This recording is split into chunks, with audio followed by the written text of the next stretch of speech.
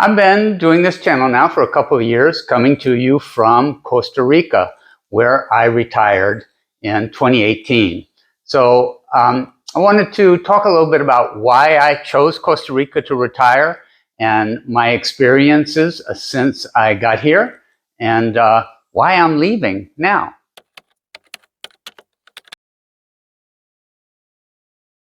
I had some friends who lived here in Costa Rica, and starting in about 2007, I started coming down to visit them a couple of weeks, typically in the winter, the high season.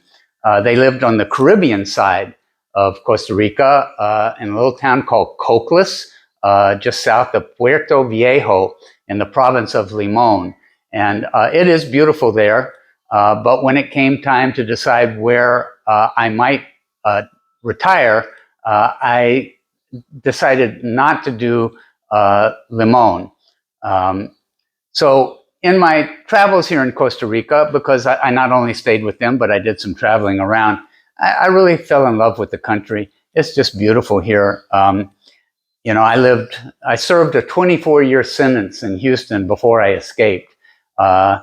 And no real disrespect to Houston, but it's not a pretty town, that's for sure. It's built on a swamp. It's hot and humid in the summer. It can get pretty cold in the winter. And the pollution there is terrible. And it gave me chronic respiratory illness in the years that I was there. I moved to Austin in 2006, and there were a lot of improvements. But Austin grew leaps and bounds after I got there. And then plus, I told myself I was not going to continue carrying cameras for other people past the age of 70. And I turned 70. So I sold off my equipment and I sold off my furniture.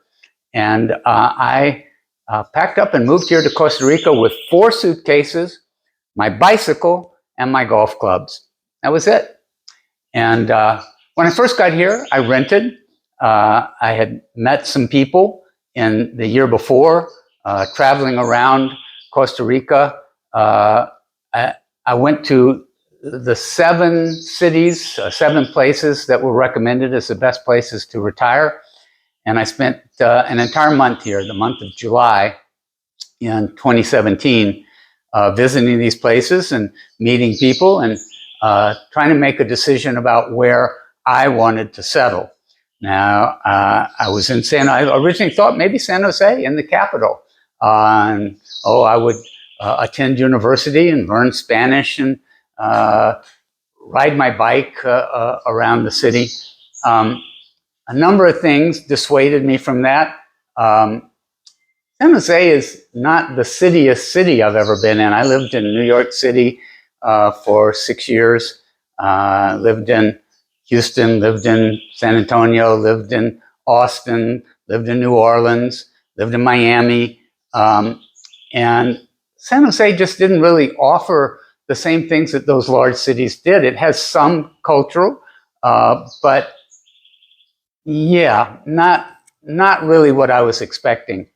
I went to Monteverde, up in the cloud forest.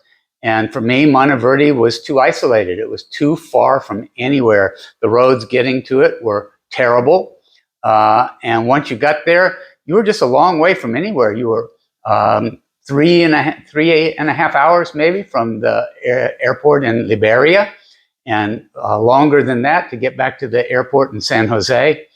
My parents were still alive when I retired and moved here. And I wanted to be able to get back to the United States to see them as quickly as possible if they got ill or needed help in some way.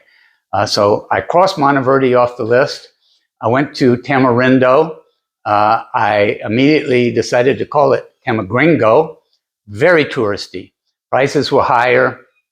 And yeah, it just, that touristy feel to it didn't really suit me. I've lived in tourist areas, Panama City, Florida, Panama City Beach, Florida, in New Orleans near the French Quarter, in New York, in Greenwich Village. And I just didn't really feel like I wanted to repeat those experiences. I went down to Quepos near Manuel Antonio in Punta Arenas province, provincia. And once again, a little touristy and a little far from where things were, from where places were. I went to Playas del Coco up in Guanacaste. That was very near the airport in Liberia, so that was a possibility.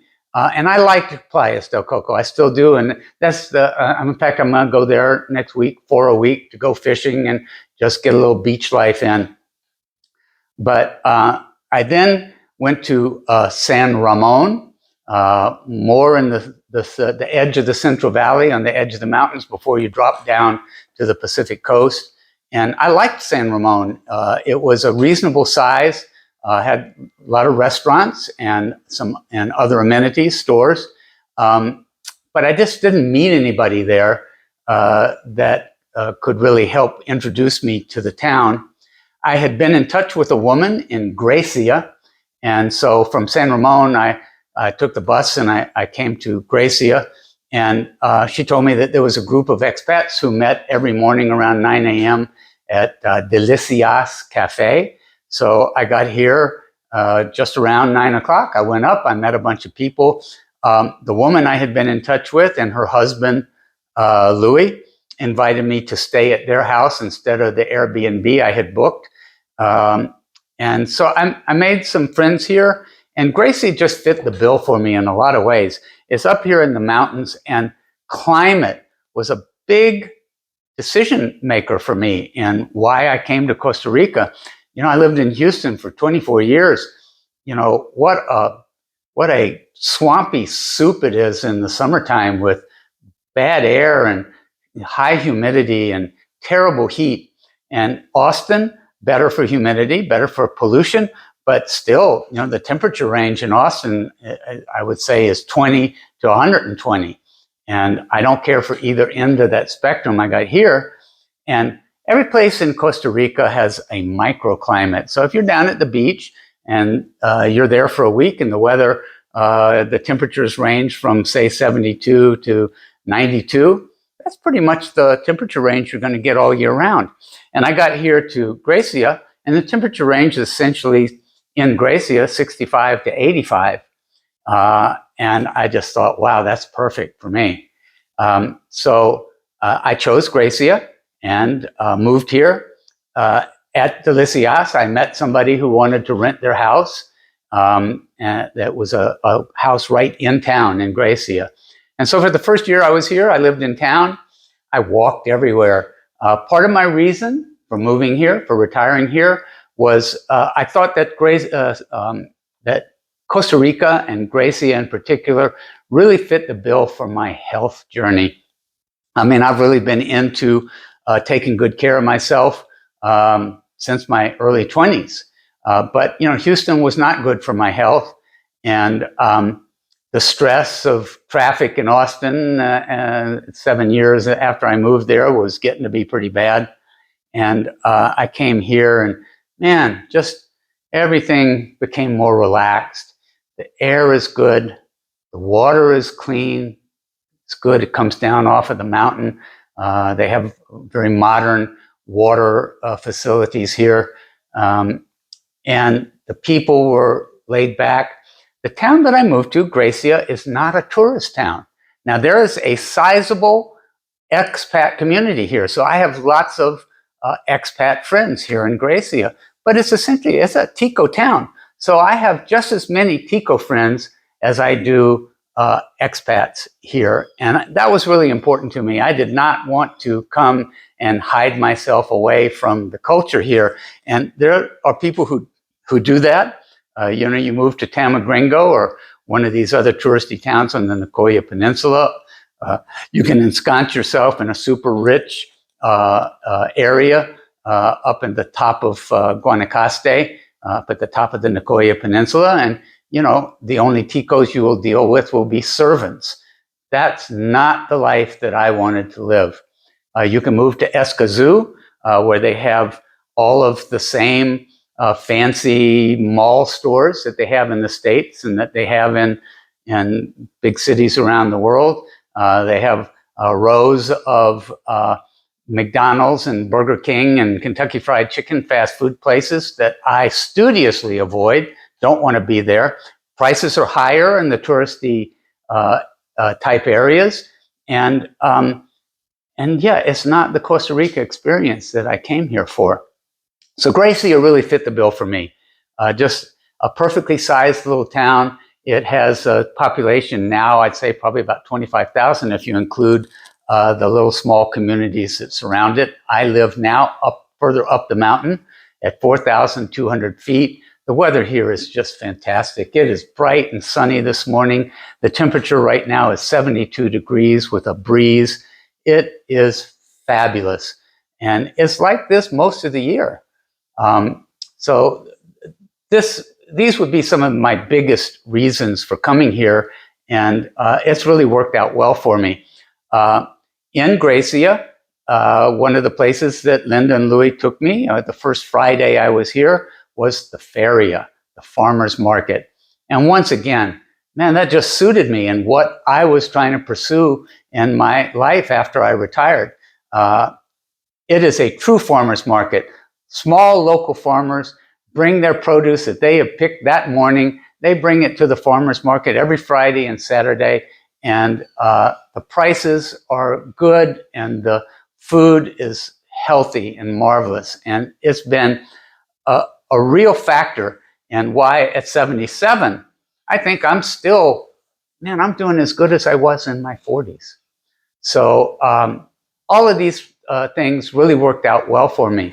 Now let's talk about some of the difficulties, small and large, that I ran into after I moved here.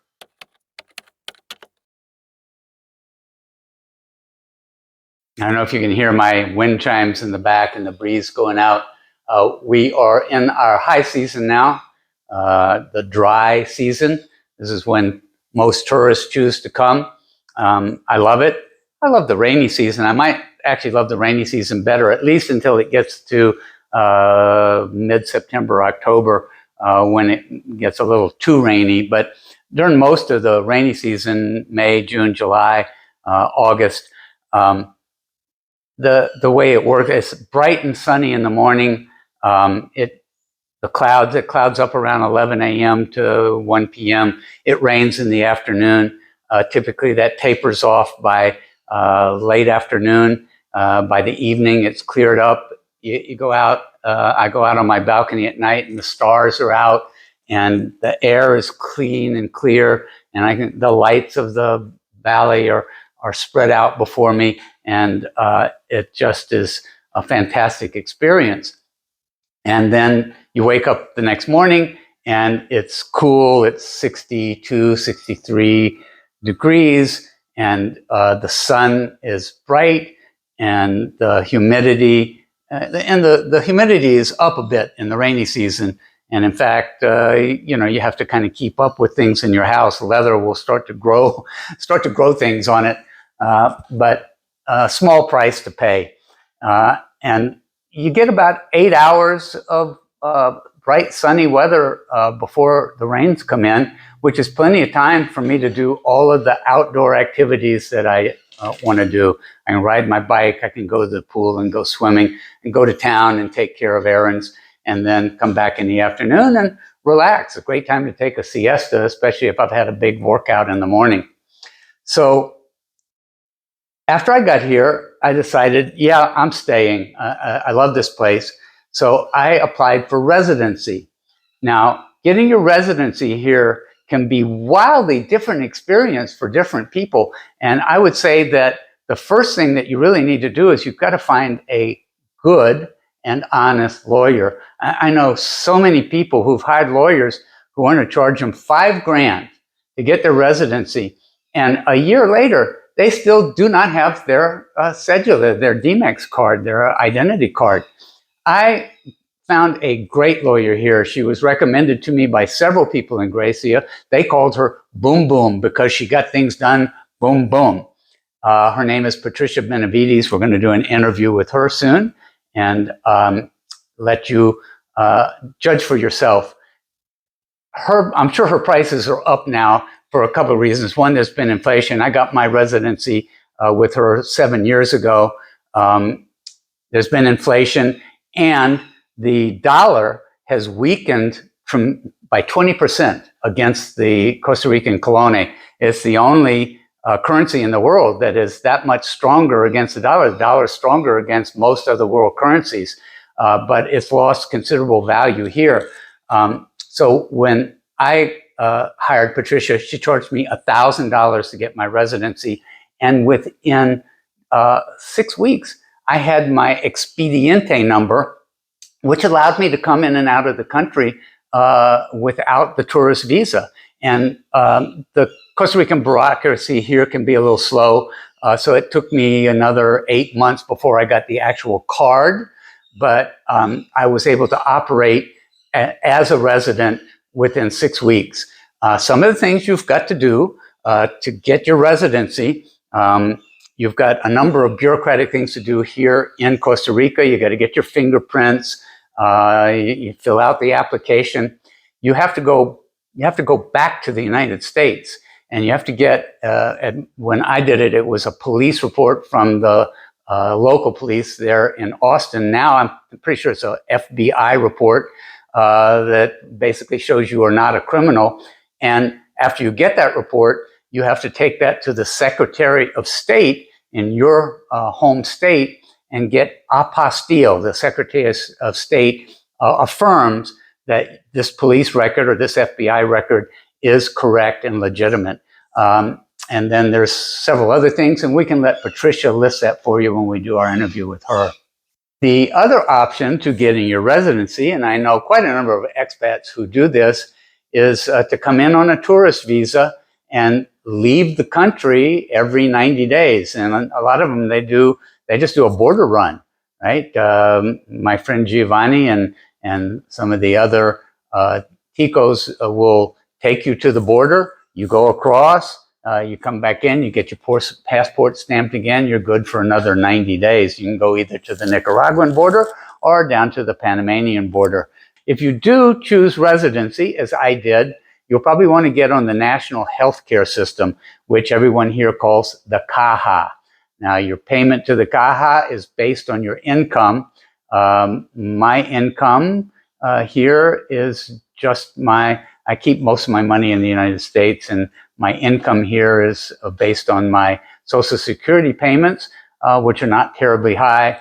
And I'm paying about $60 a month for my national health care. Here, I don't use it a lot, but I have used it for my COVID vaccinations when I was here, and flu vaccinations, and an annual checkup, which is quite thorough. They do a blood draw, and I have a doctor here at the Ebais in San Isidro, the town that I live in. The Ebais is a clinic that's part of the national healthcare system. There's a hospital in town. Emergency care is actually quite good. I do know some people, a young man who lost his leg below his knee in a motorcycle accident, and they saved his life. And I had a expat friend who also had a motorcycle accident and was treated well. The emergency care is quite good. I had other friends. I had a friend who got cancer of the bone. I wouldn't do it. I have kept my Medicare and my supplementary, and I know because I have no chronic diseases, I guess maybe I'm pissing away almost $4,000 a year.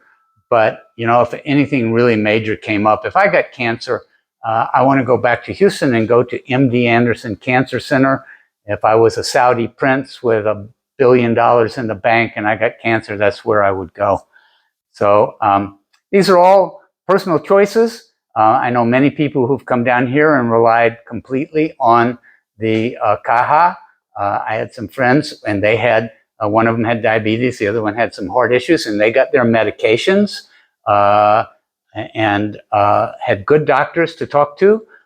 for managing those diseases. So the CAHA here, the National Security, is very good on preventive medicine, and it's good on emergency medicine. I have another friend who's been waiting 2 years to get a total knee replacement. Who knows how long that's going to take him? My Tico friend has a hernia. He's now been waiting several months to get a hernia operation. So it just depends on the kind of care that you want to get. And I also have a MediSmart account. It's a medical discount plan. And my private doctor in Grecia, who's really good, he's probably the best primary doctor I've ever had. He's very patient, speaks perfect English. I don't have no chronic diseases, so everything's been episodic since I got here 7 years ago. But each time he's hit the ball out of the park. And with MediSmart, it only cost me $15 to see him, $16 to see him, an office visit. So, and the MediSmart plan is costing me $200 a year. Discounts on many different kinds of one of my expat friends just went and got cataract surgery for half the price that I paid. So it can be worth it.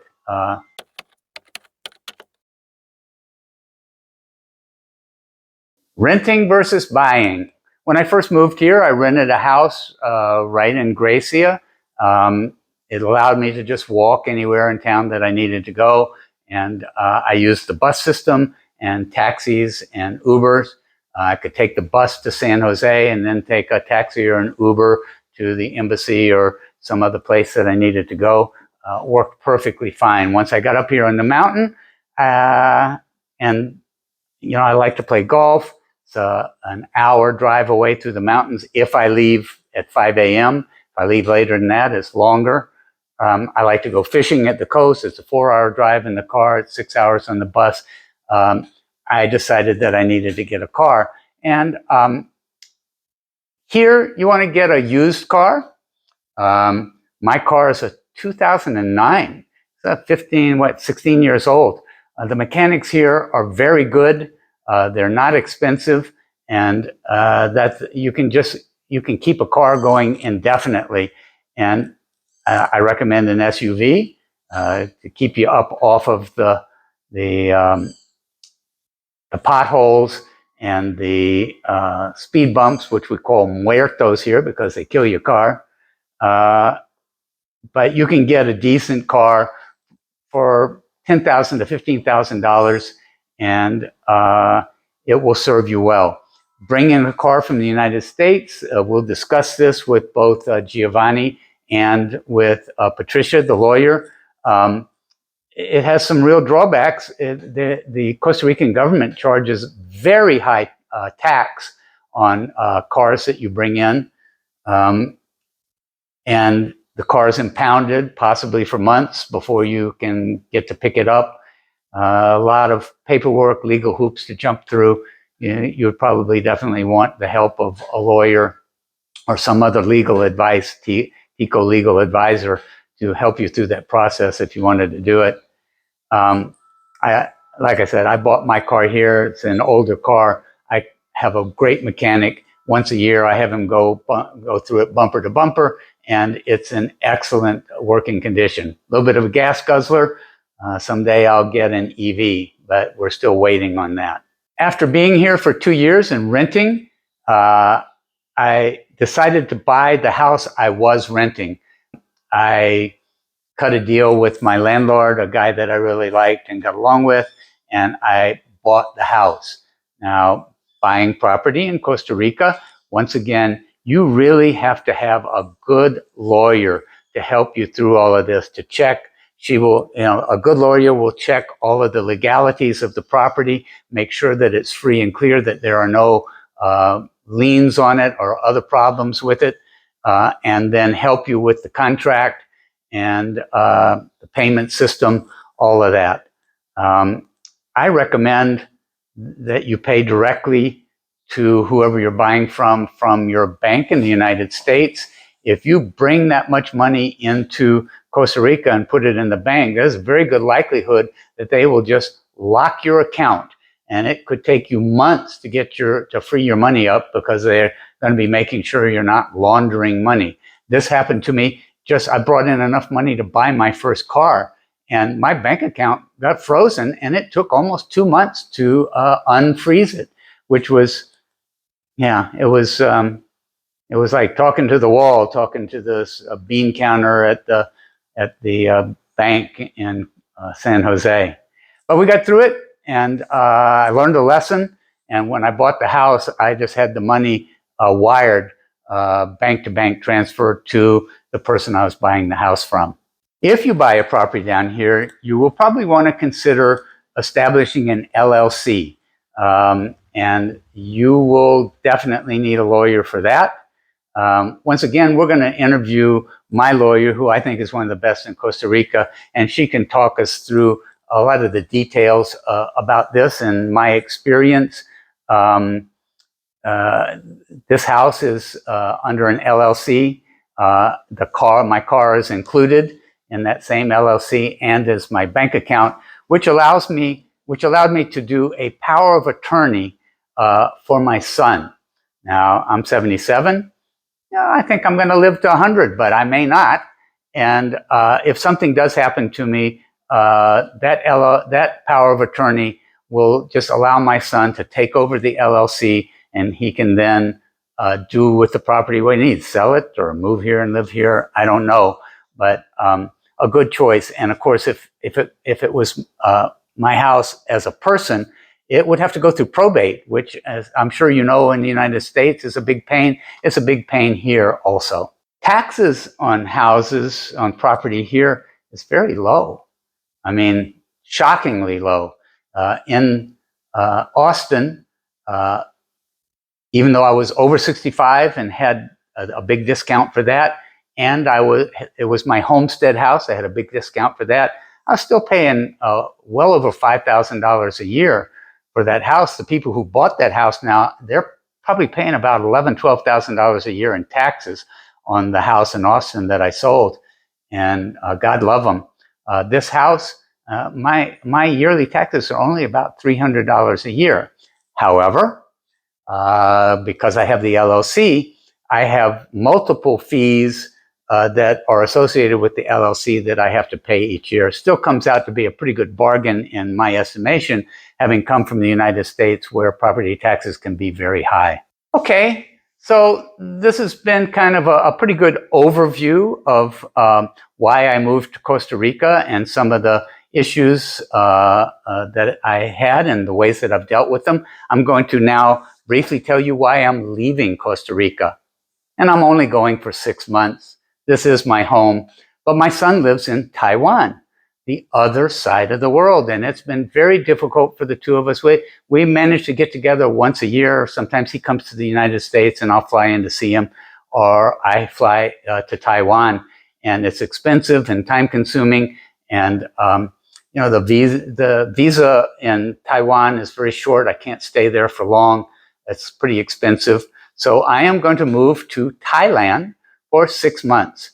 I'll then only be about a less than 3-hour flight from Bangkok to Taipei, and it's quite inexpensive, $169, $179 round trip when I did it earlier back in the beginning of 2024.